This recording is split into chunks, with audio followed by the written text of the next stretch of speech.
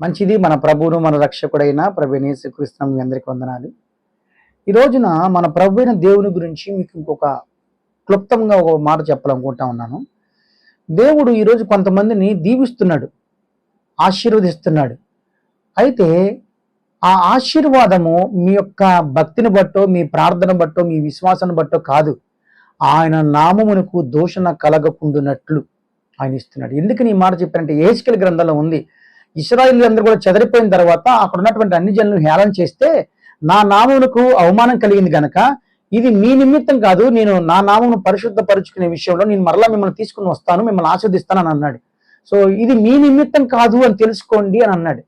So చాలా సార్లు ఈరోజు మనకి దేవుడు దీవెనలు ఆశీర్వాదాలు వస్తున్నాయంటే అది మన యొక్క ఒబిడియన్స్ని బట్టో లేదా మనం ఏదో గొప్పవారమనో కాదు. ఆయన నామమునకు దూషణ కలగకుండానట్లుగా ఆయన నామను ఆయన పరిశుద్ధపరుచుకుంటున్నాడు.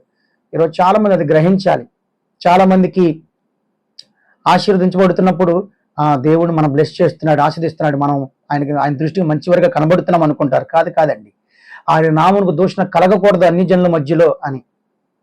అందుకనే ఈ రోజు నుంచి మీరేమి నిర్ణయించుకోవాలంటే దేవుడు మనల్ని దీవిస్తున్నప్పుడు ఇంకా ఒబీడియన్స్ చూపించడం నేర్చుకోవాలి.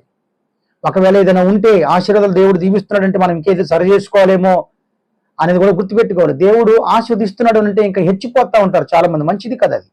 మనం ఇంకా సరి చేసుకోవాలి, ఇంకా దేవుళ్ళ బ్రతకాలి, ఇంకా దేవుళ్ళ యథార్థతగా ఉండాలి అనే పాయింట్ని ఈరోజు మీకు తెలియజేస్తా ఉన్నా. అది దేవుడు ఆశీర్వాదం ఎందుకు ఇచ్చాడు అంటే మీ నిమిత్తం కాదు, ఆయన నామం నిమిత్తమే అని తెలుసుకోవాలి. కొన్నిసార్లు మీరు యథార్థంగా ఉంటే ఓకే, యథార్థంగా లేకుండా ఇష్టానుసారంగా ఉంటున్నప్పటికీ దేవుడు దీవెనలు ఇస్తున్నాడంటే అది మీ నిమిత్తం కాదు, ఆయన నామమునకు దూషణ కలగకుండానట్లుగా మిమ్మల్ని ఆశీర్వదిస్తున్నాడని గుర్తుపెట్టుకొని మరలా ఒబీడియన్స్ చూపించి మరలా తిరిగి ఆయన తట్టు మీరు చూడాలని కూడా దేవుడు ఈరోజు మీతో మాట్లాడుతున్నాడు. కావాలంటే మీకు యెహెజ్కేలు గ్రంథంలో 36వ అధ్యాయంలో మీకు దీని గురించిన వివరణ ఉంటుంది. అది వారి కోసం కాదు చేసింది, ఆయన నామమును కోసమని.